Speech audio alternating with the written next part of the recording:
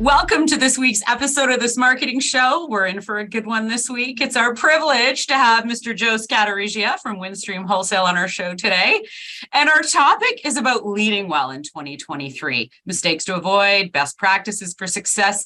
And Joe, we thought there was no one better than you, a valued client and partner to bring onto our show. So welcome, Joe, Chief Revenue Officer from Windstream Wholesale. Well, thanks for having me, Melissa. I love your energy, bright and early today. You're always one to bring a lot of energy to the table and excitement. So I'm happy to be with you today. Looking forward. And Joe, I want to say thanks as well. You know, we really appreciate having you folks as a customer. Really proud to be involved in what you're doing. And from the outside, you represent, I think, what a lot of leaders are facing right now, and that is, you've got a mixed bag in terms of the personalities and the disciplines of people on a team. You've got technical people, and we'll ask you in a second what you do here as the Chief Revenue Officer at Windstream Wholesale. But you, like many leaders, have got technical people, salespeople, admin people, and you got to bring them all together. And just from what we've seen you do. And it's not you got a great team around you as well, of course, but we just think there's some really good ideas you'll have in terms of what's not working and what might work well as leaders look to 2023. Yeah, no, I appreciate that. But first, let me start by thanking you, Rick and team. For those that don't know, Rick and the team, and really Melissa and Devin have really been a critical partner for us as we've evolved over the years. In the last couple of years, right, we've rebranded, we've done a lot of different things in the marketplace. And if you're watching the video, we kind of laugh about the color purple that we launched. And that was really, Melissa and Beth Ann, we were kind of looking through colors when we were going to kind of re-logo and kind of rebrand. And we kid about, our color purple. Now everyone at Windstream and even, my neighbors comment about, how fun, the new color is. So appreciate the partnership, Rick and the team. And this is what it's about, really partnering and kind of collaborating with people that you work with. Yeah, I think partners are more important than ever. We learn that sometimes the hard way. So maybe let folks know what you do as the Chief Revenue Officer, like at Windstream, because I think that would set the stage for kind of your suggestions on what to do and not to do. Yeah, sure. So as you mentioned, I am the Chief Revenue Officer of Windstream Wholesale, and that's a relatively new role for me. Give you a kind of a step back. I've been in the business for about 30 years or so, 31. I show my age now. And different roles throughout my career.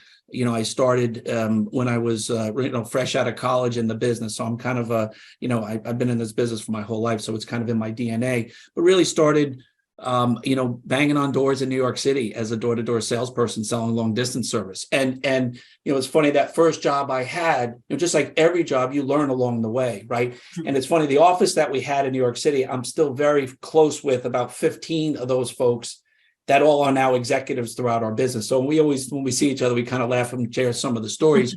But over the years, you learn things. And I say this because along the way where I started, from the ground up, and I worked for a small company, then I went to AT&T and learned some things.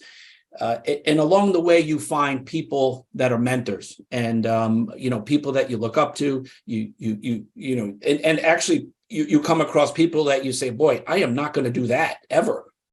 As a manager. So you learn. And when I started here, and I tell this to people, all the time, when I started at Windstream, I was I came in as I was a friend leading up the group, and he said he needed some help. And, I came in as kind of a lateral move to kind of help and to be part of something that needed some assistance in turning around. And over a period of, I guess, 9 years I've been here now, my role has evolved, and I've ended up as the Chief Revenue Officer, where I now have a really talented group of people. And as you mentioned, Rick, it's a combination of sales and marketing and some technical team. And it's sales, it's marketing, it's the product, it's the delivery of the service. And now the new thing now, we're building infrastructure. So we have an infrastructure team as well. That I manage that builds fiber throughout the U.S. So it's exciting. We have a really good group, as you mentioned. It's partners that are important, but internal partners as well. So we have a team, but you also have external groups that support us that we partner inside the company as well. Yeah, and thank you for that, because I just wanted the listeners to know who may not be familiar with Windstream Wholesale or Windstream, like you, like many leaders, are facing a lot of headwinds. You're in a big growth mode. You guys have been recognized for what you're doing in terms of the growth. But I just wanted people to know you're not sitting on a mature business that isn't on the move. Like, you guys are making things happen, and that's why I thought you'd be a great guy to talk to, from a leadership. So if there are some things you thought, Joe, you've seen people do in leadership roles to avoid as we think through, 2023 strategies, anything there that you would suggest? Yeah, I mean, I think when you take a look at leaders, right, a lot of it is, people think of a leadership role or a leader, you're managing people and you're making decisions, right? That's a lot of it, but there's also a lot that goes into it. And I think probably the biggest, and look, there's a lot of things that I look into leadership, but I think some of the gaps and some of the areas that I think leaders lose, at least from my perspective, is a lot of them don't have a clear plan. You have a strategy and a plan, but it's got to be clear, and it's got to be a deliverable, and it's got to be manageable. And along the way, things go wrong, right? It's no different than you're working on your house and you're putting in a kitchen, you come across termites, right? You got to make a decision, right? You got to alter the path a little bit. So, so I think a clear plan, I don't see a lot of leaders having a clear plan and a plan that manages. And I think the other thing is, I don't see a lot of leaders nowadays communicating. We're in a new era, right? Where COVID brought us into a lot of us working remote, working from home. There's not a lot of collaboration around the water cooler anymore. There's not a lot of whiteboarding. So you have to get creative in how you collaborate and communicate with the teams. And I think there's a lot of businesses right now that kind of suffer from the fact that a lot of people are working from home, and the collaboration and the interaction isn't there. So, as you make decisions, there's not enough collaboration in making those decisions. So we spend a lot of time collaborating on our end at Windstream, and a lot of it's on Zoom, and we get back together a lot. We constantly trying to get together. So I think those couple of things are big. And I think the other thing I would tell you from, leadership standpoint that I don't think that enough leaders do is some of them, that term, the ivory tower, where leaders make a decision at a very high level and people question, why did we do that? Why are we doing that? When you get out of the ivory tower and you get out and become visible, I think as you tell your story as a leader, as you kind of communicate what we're doing and the why behind it, people want to know, particularly when they're working remote, everyone's at home, you kind of feel alienated in something. You want to know the why behind it. I don't think there's enough of that, going on. So I think those couple of things I would tell you are gaps in leadership that I see right now in the current, environment that we're in. Yeah. Melissa and I have spoken often, Joe, about how when we, went to a virtual model, we missed what I call the mortar between the bricks of the conversations, right? Those small micro conversations. And, one of the things I've seen you do is to the communication point is you've become, we have a term called the celebrity leader, right? Which means you're out there on social media, you're out there doing podcasts. And I look at you and, I said this to you before we went on air here for this, but I really admire what you're doing from podcast. I mean, you're on social media, you're really putting yourself out there, which I think a lot of leaders question. They're either in the corporate straitjacket, they can't, make a move, or they want to make a move and they don't know what to do. Could you speak, and maybe this is one of your best practices, I don't want to jump ahead, but I just think not enough leaders are doing what you're doing. And as we said, we underestimate sometimes the audience we really have, as opposed to the likes or shares and stuff like that we see. And you know what, if I can interject there too, I think what you've done really well is the culture piece at Windstream Wholesale, right? And that's all part and parcel of that, being visible. Where are you getting involved? The color, it's all, Yeah. So thank you for that, Melissa. And you guys have been a big piece of that, visibility. So you mentioned the culture. The culture is a big piece of what we focus on as a group. And I think part of it is, the social media aspect is just promoting what we do and talking about it. And one mean to get out our message, right? Because the message nowadays, it get delivered in different areas. But to start with the culture, we have a great culture. We have a great team. I have a wonderful team of people around me, people that are just, some people I know for many, many years, and some people that, have just added and part of the team. And everyone's kind of bought into it. It's almost like that football team, right? Not everyone could be the quarterback. Not everyone could be the star wide receiver, linebacker. The key is the blocking and the tackling in the middle of the field. So, and we have a lot of people that stay in their lane. They give their opinions on things, which is really important. And that's one of the things that we stress is the collaboration. Hey, speak up. Speak up if you have a concept or if you have an idea, because that's how we're going to grow. And that's how we're going to focus in certain areas, because the people that talk to the customers, like our salespeople and our sales engineers, they're the face of the company. And as much as I like to get out in front of the customers, and I do spend a lot of time in front of customers, but sometimes it's hard because you're doing things internally. So ultimately, the people that are facing the customer have to be the voice of the customer and telling us, hey, these are the things we should be focusing on. These are the places that we should be, expanding our network to. And social media, and to really get back to your question, Rick, social media is one way that we communicate that message. So yeah, I've been doing some podcasts, I've been doing some things, and a lot of that is sharing our message in a new way, right? And kind of sharing our culture to show everyone, hey, this is what we're about, right? We're honest, we're fun, we like to work hard, we're fast, we're flexible, all of these things. And we kind of just share one means to do it is via LinkedIn and social media. So I just think it's an untapped tool for a lot of leaders that are great people. They got great messages. There's a reason they've been given the keys to drive the car, and they don't do it. And I just think if people aren't following you on social right now, you'd be a good model. Because you're right, like some of the pictures, you're having a blast at a tennis tournament. You're over here talking serious about infrastructure development. And then you're wearing a construction hat. You hop back in your purple car and drive somewhere else. Anyway, so what would be some things? Sorry, as we dip in here, that if you're a leader, and we're all going through a planning phase, probably this time of year, things you think looking into 2023 would be some best practices.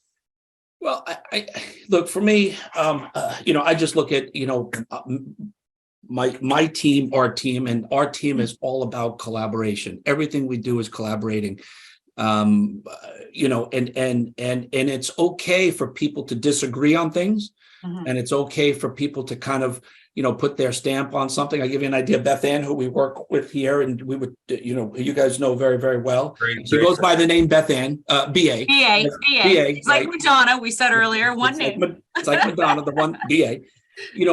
There's some times she'll come to me, for an example, and she'll say, and I'll say, I don't think that's a good idea. And she'll say, no, Joe, we need to do this. You need to trust me. And I say, you know what, Beth, BA, all right, I trust you. Go for it.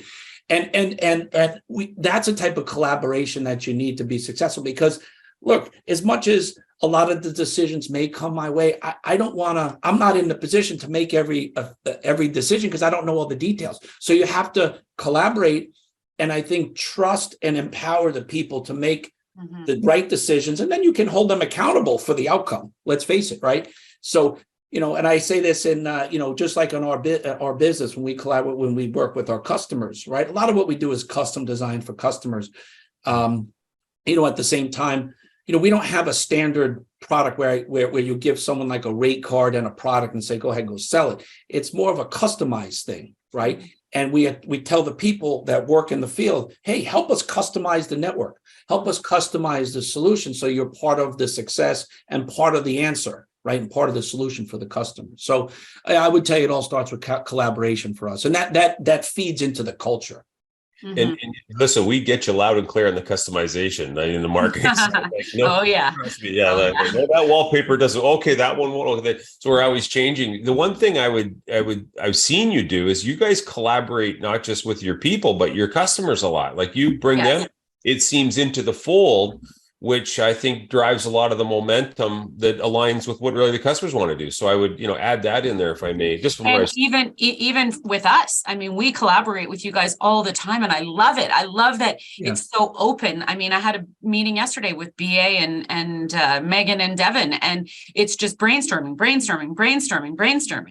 and it's so important. So yeah, and partly is too, and I mentioned it when we first started talking, is having a strategy, having a plan around the strategy, or whatever comes first, the strategy or the plan, right? It's usually the strategy and the plan. But our product set, our business, we really simplified it. We're very simple. We're a network service provider. We provide core transport. There's really 5 things we sell. It took us many years to get to this point, but we scaled down kind of what we do. So everyone in our group knows exactly what we do. They know how we do it. Everything's built around that. And then you can build out the marketing and the sales plans around that. And then you can obviously invest in it. It's easy to kind of identify and build around when it's simple. And that's a big thing. A simplified approach is easy to manage versus, you have companies that have 30, 40 products. It's very difficult to kind of market and kind of build strategies around 30 different products in a market. Absolutely. So what else do you think, Joe, for 2023? What else? I love what you're saying. What else are you thinking would be a good idea for leaders?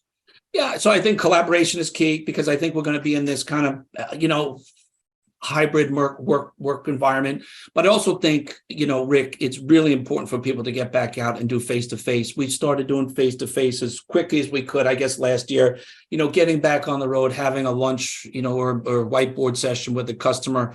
It's not as easy to schedule as it seems because, you're managing around, people being in the office because not everyone's in the office every day. A lot of it's a hybrid, but I think that's an important thing. As I think we need to get back, face-to-face meetings. And I think that, a lot comes from that. It's very difficult to build, particularly new business. It's tough to build a new business relationship over Zoom or over the phone. I mean, you really have to meet someone. So I think that's a big thing.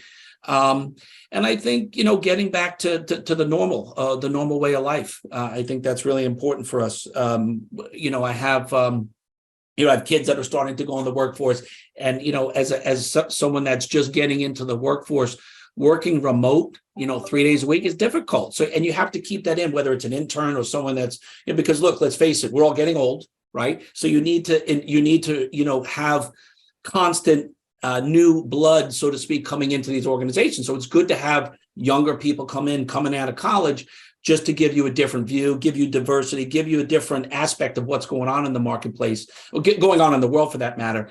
And, it is a bit of a challenge to having them work remote, not going into the office. It goes back to the days of, when I first started. I'm still very friendly with a lot of the people in my first job because we'd go out after work, we'd commute into the office together, we'd have lunch together.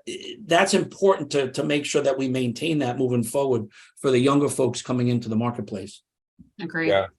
No, we see it in our own organization, like the younger people, we'll call it, often, challenge the traditional thinking that I may have, for example, and I really love it. I think it makes the team stronger. And, Absolutely. Your point about collaboration, I've found sometimes the people with the best ideas, Joe, they don't always, bring them up. And, you got a technical person that's got the best idea, or so we always have to work on that. I know ourselves, because, the salespeople, no problem. They'll give you all the complaints or suggestions you need. But the actual person that's got the silver bullet, and it's a certain scenario, we just, we have a tough time sometimes, greasing that one out kind of thing. Well, and that's why the balance is good, right? So when you have, and we have that on ARM, we have the salespeople that you said are very vocal and they're always throwing out, suggestions and ideas. And then you have the technical people that are a little bit more reserved, like you said, and a little bit more conservative in their decision making. Whoa, we can't do that. We got to look at all the facts and the details before we do that. So in the middle, you come up with the right decision. Absolutely. Yeah.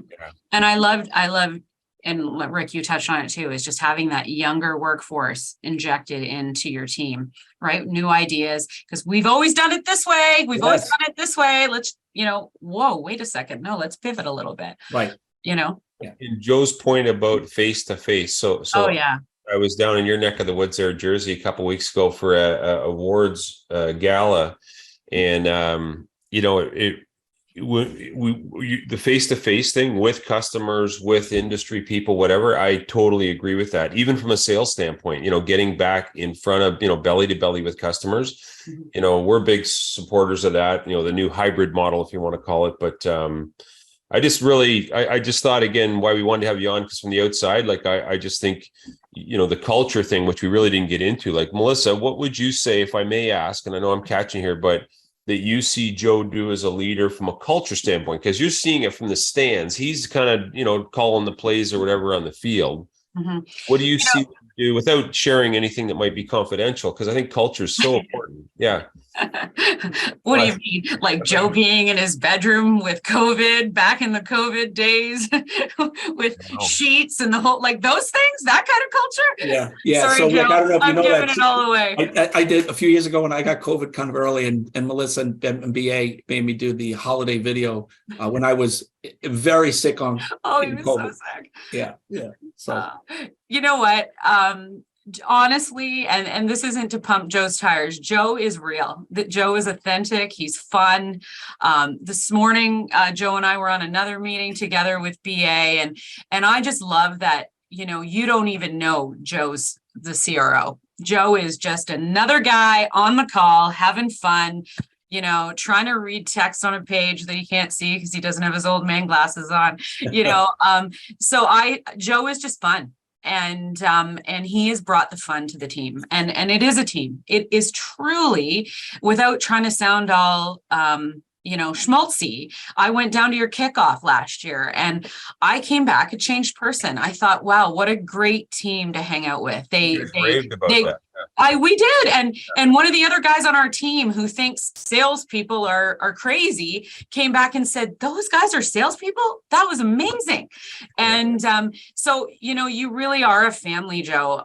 And you've brought that, you and Buddy and all the people on your team, VA and Megan, and all the people that we touch, and all the people that I've touched on video and collaborated with.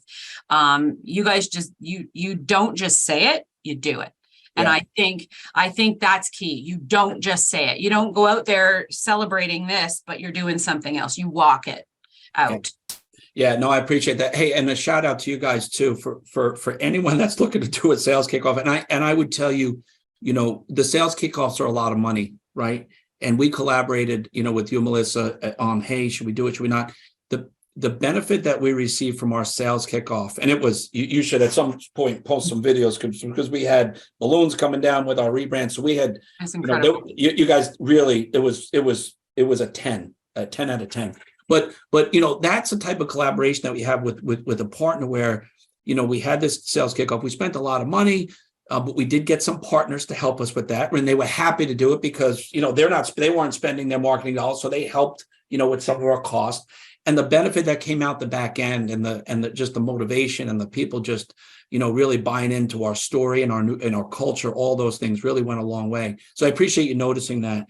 And I think going back to what you're saying, we have a down to earth philosophy here. Look, 100%. You and I talked this morning. We did a recording on something else.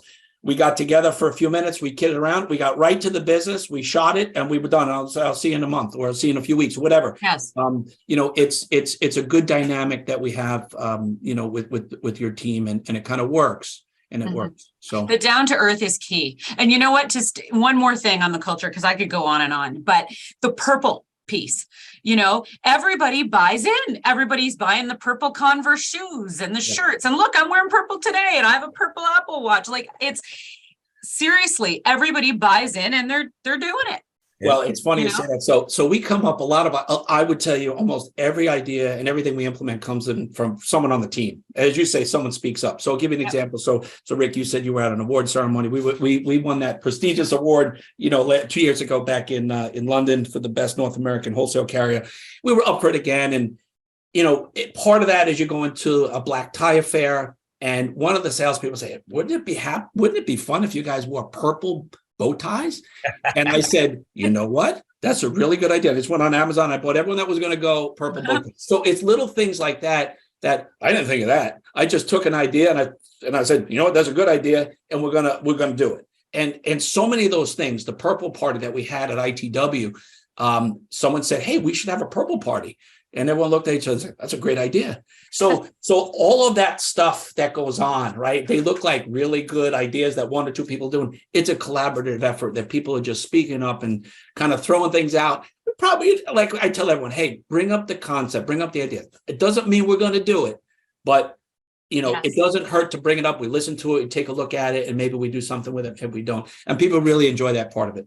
They do. Yeah. And you know what, Rick, honestly, that's Rick. Rick's an idea guy. Rick has ideas all the time. And sometimes Rick gets the heat on the team like, whoa, like you're giving us 45 different, and Rick's like, it's just a concept. It's just a Right. concept, right? But Yeah. some of the fun ideas come from that. So Well, and think about it. It's one thing that we pride ourselves with is our slogan, our logo, which is fast and flexible, right? And I tell this all the time. That fast and flexible slogan really came up on a podcast, right? One of our board members, good friend, Bill LaPerch, asked me if I knew the F words. And I was doing a podcast. I said, I'm from New York. I grew up here. I know the F words. And he said, no, fast and flexible. And at the end of that podcast, I said, Bill, I love that term. And I said, as soon as I heard it, and I told him, I said, I'm going to steal that. I'm just telling you right now, I'm stealing that. So that became a little bit of a marketing slogan, but now that fast and flexible has become the DNA of our culture, which is how things evolve, right? So it came from a podcast, right? Which just goes back to kind of the social aspect of it. But there's things that the byproduct that comes from that being out there, like this fast and flexible, that now becomes a slogan, but now is really, that's our culture. You ask anyone, you live it out. That's what you do. what can you say about our group? And everyone will tell you, we're fast and flexible. And now anything that they do, they say, what if the question is, what should I be working on? Or how should I be performing? How should I be thinking? You should be thinking fast and flexible. So those are the types of things that and then you have a fun time with it, right? We make some t-shirts on it, right? The purple t-shirts. So socks. Socks. Yes. Good swag. We're also known for good swag. So, and we're very generous with our swag. I agree. Hey, Joe, I always believe, success leaves clues, and I just can't thank you enough for jumping on today. I know it's a busy time of year for you guys.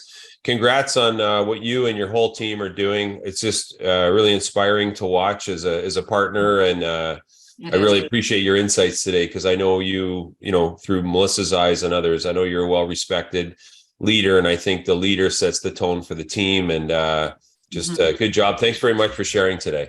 Oh, yeah, Rick, thank you, Joe. Oh, thanks again, Rick. Again, thanks for having me. I love talking about our business and our team. But a special thanks to you guys, Rick, because really, Melissa and Devin are a big part of what we do on the marketing and the social side of things. So special thanks to you guys, and make sure that you have a good holiday.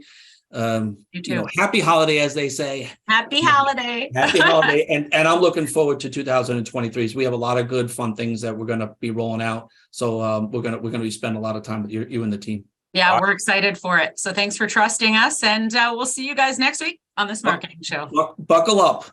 Buckle up.